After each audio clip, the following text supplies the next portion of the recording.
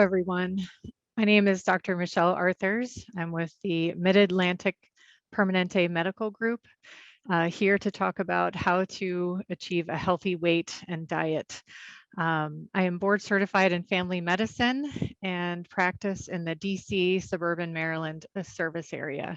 I'm delighted to share with you that I'm joined by two amazing colleagues, Dr. Eva DeCoco and Dr. Elizabeth Kramer.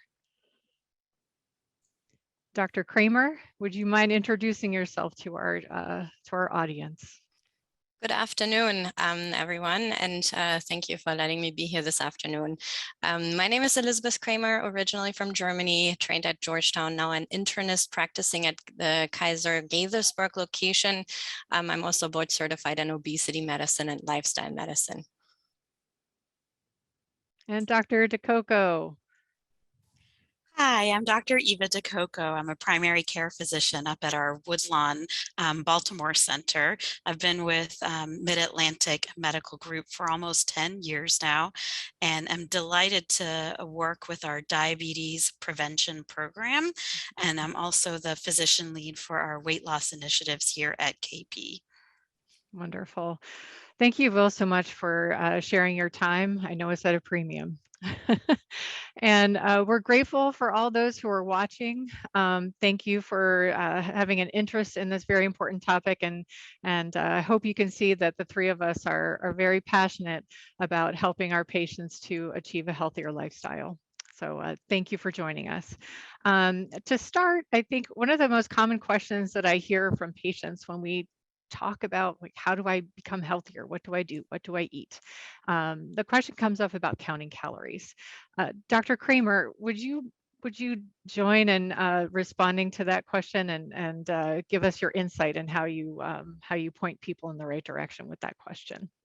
Absolutely. This is a great question, actually. So when someone starts with their weight loss journey, I would say, as a lot of things in life, knowledge is power. So starting with knowing what we're eating, how many calories we're actually taking in every day is essential, I would say.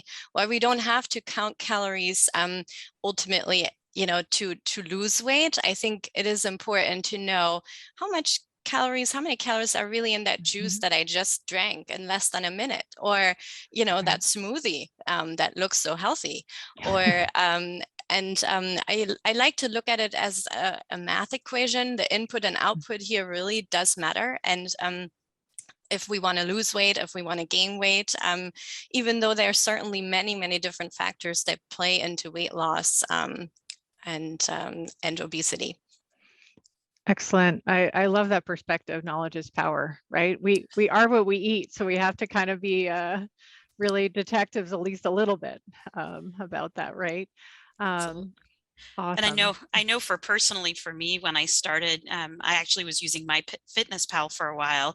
It was eye-opening. That one delicious latte from Dunkin' Donuts quickly adds up to almost 2 full meals, or even, what I thought was a healthy salad with a ton of dressing on it, of course, definitely adds up. So it's good to have that information in front of you. Excellent. Yes, perfect. And Dr. DeCoco, when you engage in conversations with patients and our staff, of course, as you're leading these very important programs, how do you frame the question or the answer to what a healthy diet is? And does it vary from one person to the next? Absolutely. What a fantastic question. I think there's definitely variation from people to people. Everyone has individual access that may differ to food. They may have cultural differences in the foods that they're used to eating. They may have different medical histories that require certain adjustments in their diet. But I think some commonalities that we can find through all of that is a strong emphasis on vegetables and fruits, as well as whole grains, trying to work for fat-free or low-fat options as well, such as in like milk products that we're ingesting and drinking. Certainly focusing on proteins such as lean meats, seafood, poultry, eggs, beans. Nuts and seeds are going to be healthier choices. And I think we can all probably benefit from slightly lower added sugars, lower sodium, lower saturated fats and trans fats, because these are the things that are going to build up and cause problems over time. Mhm. Absolutely.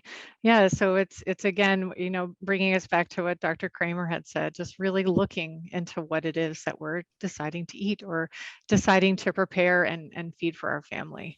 Yes. Absolutely.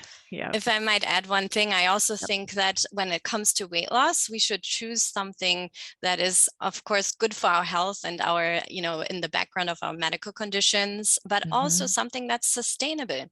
There are so many Yep. diets out there that are kind of extreme in what they're, promoting. And often when we start one of these diets, we can adhere to them maybe for 3 months before we've really had enough of it. Mhm. And then sometimes the weight comes back with a vengeance. And I That's a couldn't agree more, like reframing instead of using the word diet, because I feel like doctors are always saying just diet and exercise and all these Mhm. problems will go away, but it's really making a lifestyle change. I love that word that you use, Dr. Kramer. Mhm. And I try and echo that as well, as it has to be sustainable for you and your family. Mhm. Absolutely. Lifestyle changes forever. Yeah, we all need them, and nobody's got this all figured out and nobody's perfect. And what we can do every day to improve our own health and the health of our family, it matters. It matters. And sometimes it can feel overwhelming, right? So if we start with a couple of things that we really focus on, and as you said, Dr. DeCoco, vegetables, plants, whole grains, what does that mean? Oftentimes, those foods are going to be high in fiber. So, really looking for sources of dietary fiber that can help us improve our overall health. And I love that you brought up saturated fat. I'd say even those are two good places to start exploring in a diet. How much saturated fat? Let's get that down. How much fiber? Let's get that up. That can help us move in the right direction. So, excellent, excellent. And so we've talked about calories. And so, Dr. Kramer, I want to ask you one of I think it's a question that comes up a lot, not just with patients, but like, talking to family and friends. What's this idea of empty calories and what are liquid calories? Can you speak to that for us?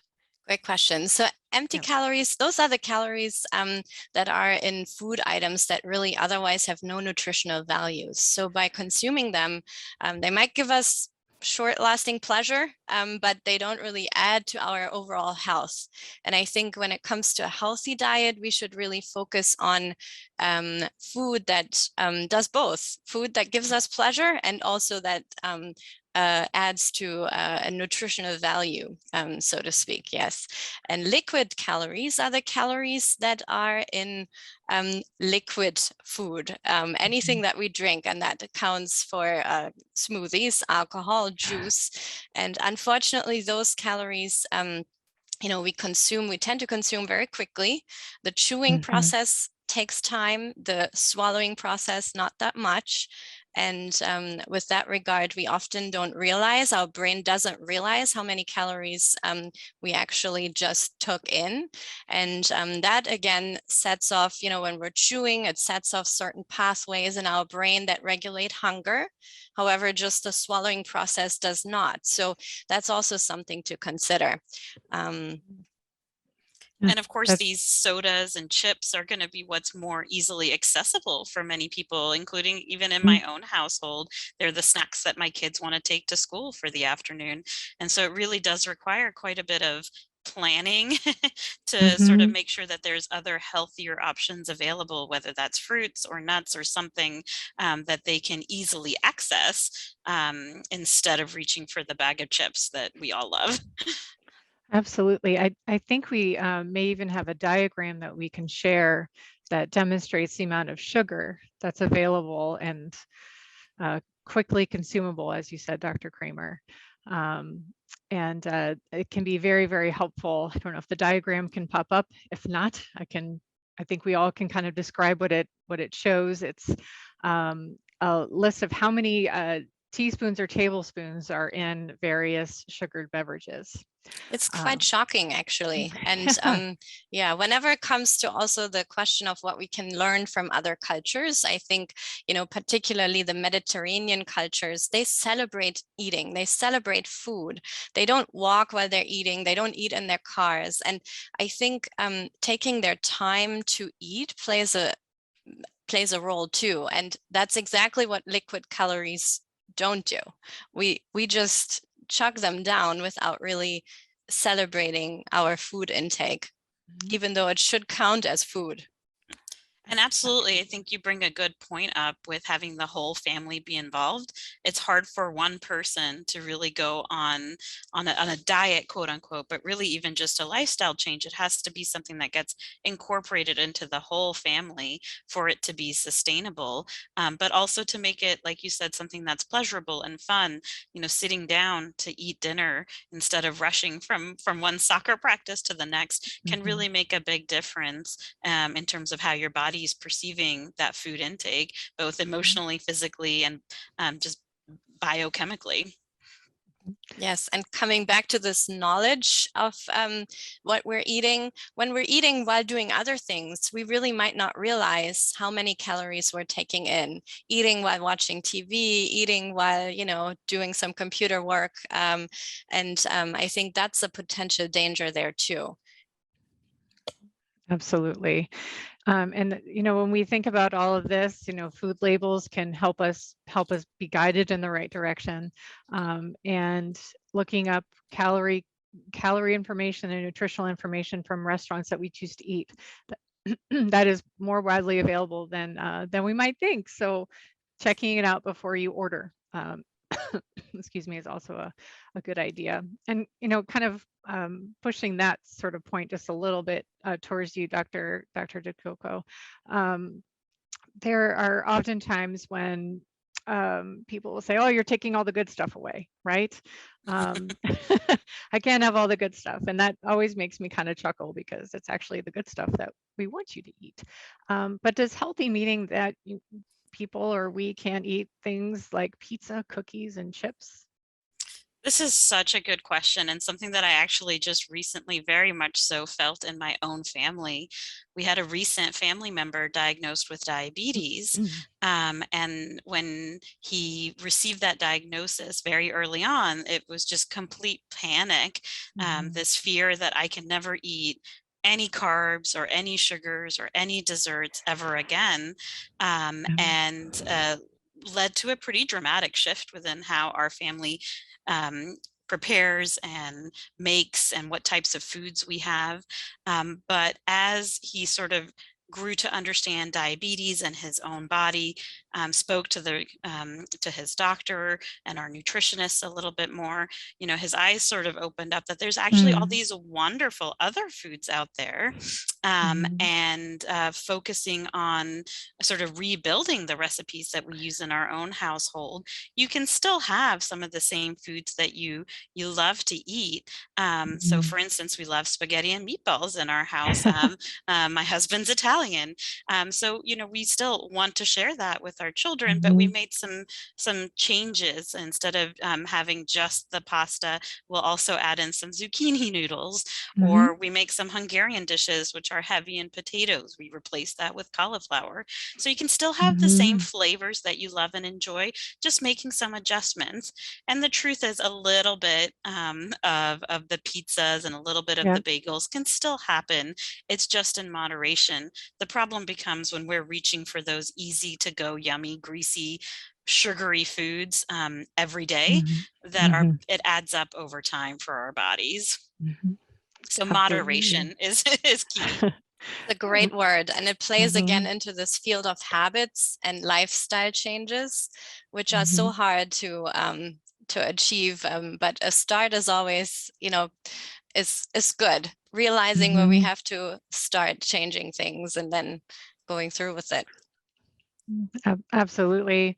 And just to add one thing, my mother is diabetic, and so growing up, the first sort of lessons that I had were terribly visual, and to realize that she would be so mindful about how much was on her plate, and so without knowing, she was teaching me how to be moderate with consumption and to be thoughtful about what does end up on my plate. So, we can teach our kids that, And it can Absolutely. feel like, oh, we're fighting against society. We're fighting against all their friends, right? Who may be eating the things we don't want our kids to eat. But a little bit over time, and we can make changes for our family as well. So it can be done. It can be done. Don't give up. Um, good, good, good. So when we think about other avenues to help people lose weight, Dr. Kramer, there's often a question that comes up, and I think it's multiple times a day that we in primary care hear questions about weight loss medications. Can you tell us what your thoughts are about that, and what makes someone a good candidate to use weight loss medications? Absolutely, that's a great question. So there is a common misconception that weight loss medications are the solution out there, and that they'll make you drop your weight fast, and then it's going to be gone forever. So unfortunately, that is not true. Weight loss medications should be considered more of a booster to the lifestyle changes that are taking place at the same time, or even, prior to initiating weight loss medication. So that speaks to physical exercise. Sedentary lifestyle is the new smoking, and Mhm. is actually also linked with increased mortality, meaning we're all Mhm. sitting too much and we should get going. Mhm. And then in addition to the healthy nutrition that we were just talking about. And we have a lot of resources here at Kaiser to help our patients with that. And we're going to talk about that in a bit, I think. But, Mhm. those changes should take place before Mhm. initiation of weight loss medications. And then we Mhm. have a lot of different kind of medications that we could choose from, depending on someone's medical history.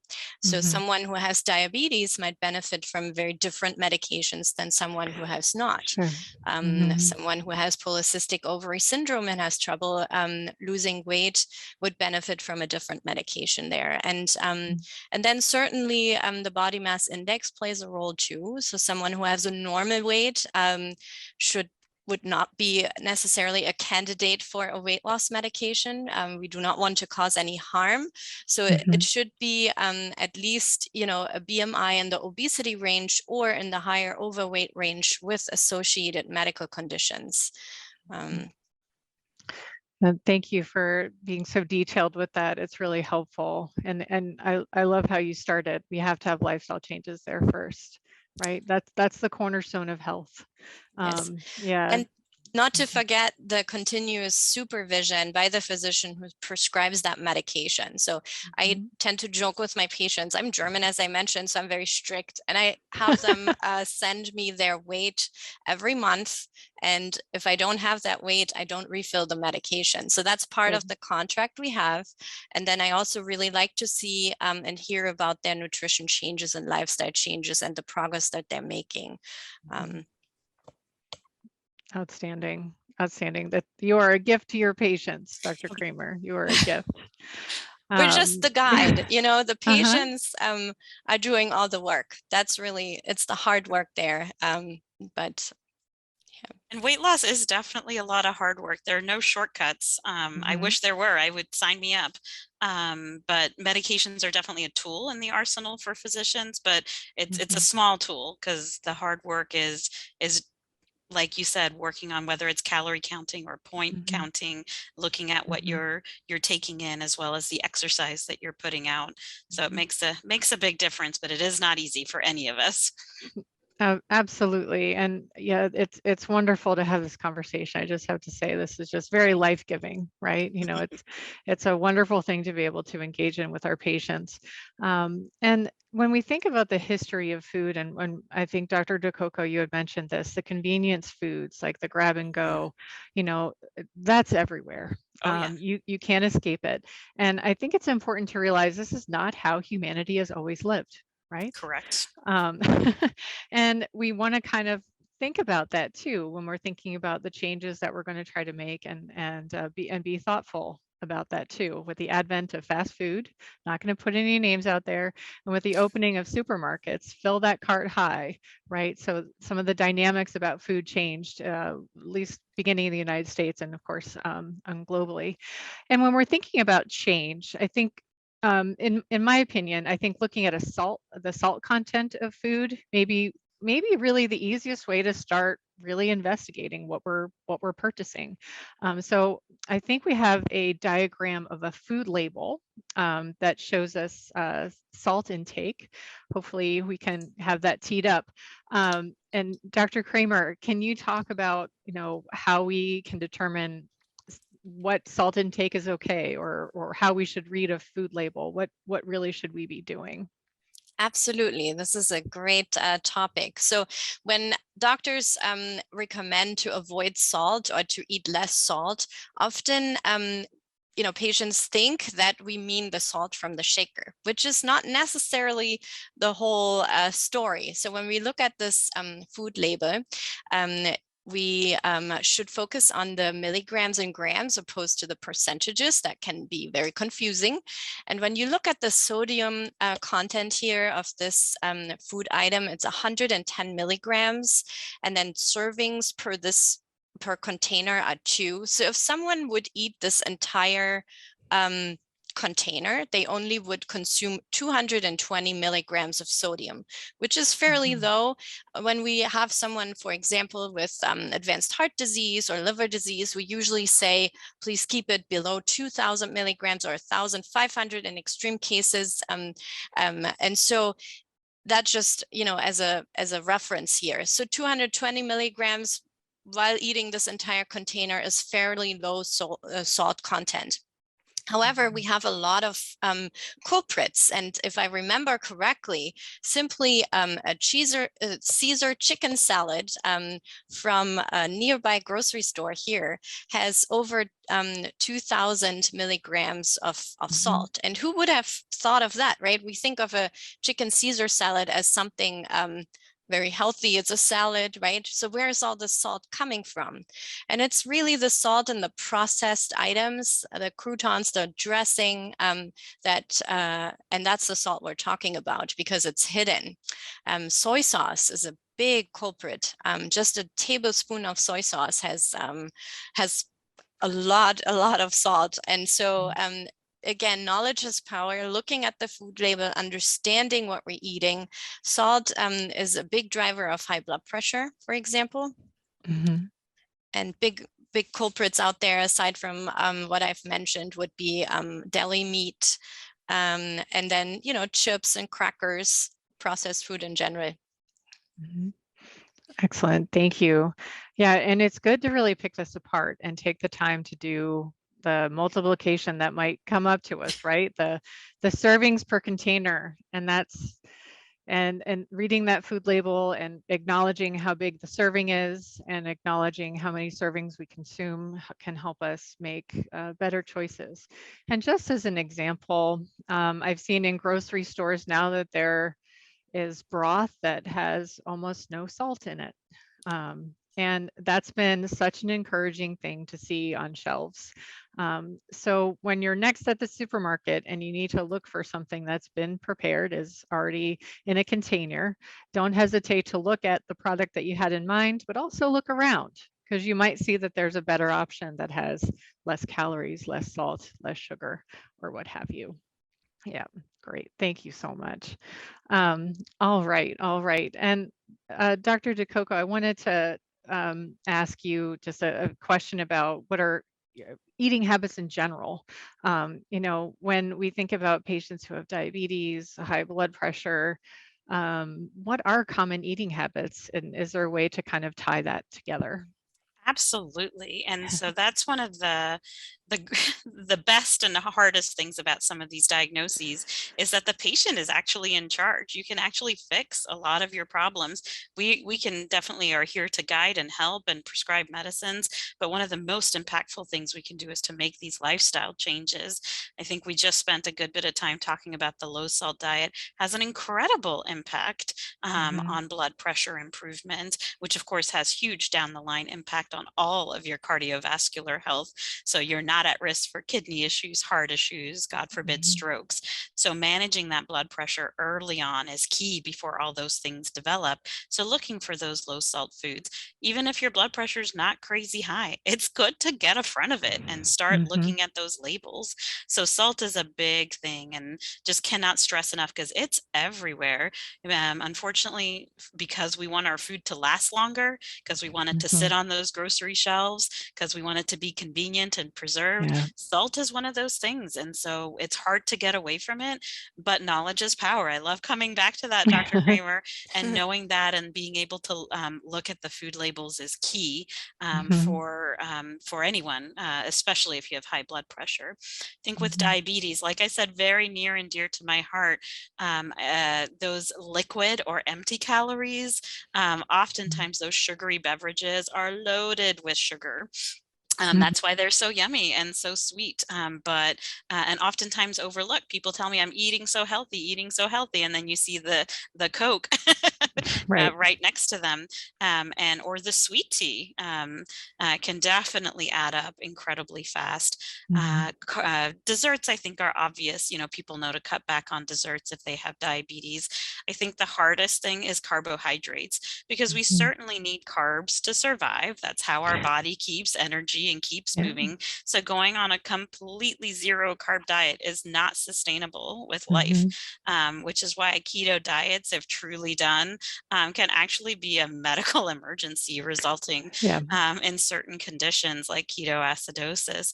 But I think focusing on low carb diet is really important for many of us, but especially if you have diabetes. So cutting back on the breads, pastas, potatoes, rice, all of the things I love, of course. And remember, coming back to my earlier point, it doesn't completely have to go away. Instead of filling the whole plate with pasta, fill the quarter of the plate with pasta. Switch over to, we've started using in my family cauliflower rice, and it actually has been not too bad. So I've enjoyed it. If you put it enough seasoning and flavor, it really is good, and the kids love it too. So there's definitely some good options out there. And then certainly for high cholesterol, people with heart disease, you'd want to avoid those fatty fried foods that are high in cholesterol. So keeping a close eye on those. Awesome. Thank you for that. And I bet that you both have heard this same question or same concern come up from patients, that it's too expensive to eat healthy. You know, where we are right now is the price of food is going up. What are some things that you share with your patients and with family and friends when that question comes up of, is it really less expensive, or does it save my pocket anything to try to focus on these dietary changes? I'd love to hear how you tackle that one. What a fantastic question, because realistically, some people do live in areas where they might not have access to all these necessarily fresh fruits and vegetables every day. And they are not always the least expensive thing at the grocery store. That being said, there's a lot of online and community resources. There are places that'll actually mail you the fruits and vegetables at a very reasonable cost. So working to find those organizations, and I know especially in certain cities, there's food markets that come out as well that can be fun for the whole family to attend, where they might sell local foods that can be accessible for people. And then just also keeping in the mind that, you know, if we don't work on sort of the healthier eating for us, down the line, there's medical costs associated with that, whether that's with medicine or having to see doctors or, God forbid, hospitalization. So I think it's investing in yourself is also a good way to look at it. Oh, I love that phrase. Invest in yourself. That's awesome. Yeah, I could not have said it better. We do have some resources here also at Kaiser in terms of some meal recipes, for example, that I hand out to patients, that are whole foods, meaning not processed foods, plant-based direction, which we have a lot of data to back up plant-based diet, which doesn't mean vegan, vegetarian necessarily, but as little meat as possible. So we hand out these resources frequently. Mhm. That's awesome. And speaking of resources, we are very, very lucky to have both Dr. Kramer and Dr. DeCoco with us. And Dr. DeCoco is leading our medical group with really getting more programs alive and running to help our patients manage weight and prevent diabetes. And she's got quite the number of hats that she wears. And it would be wonderful, Dr. DeCoco, can you tell us about some of these resources? I think we have a link that we can even can share with the audience as well. But it's hard to kind of keep track of all of these options. So we'd love for you to tell us about them. Absolutely. This is obviously near and dear to my heart. So I love to talk about this. So feel free to stop me anytime.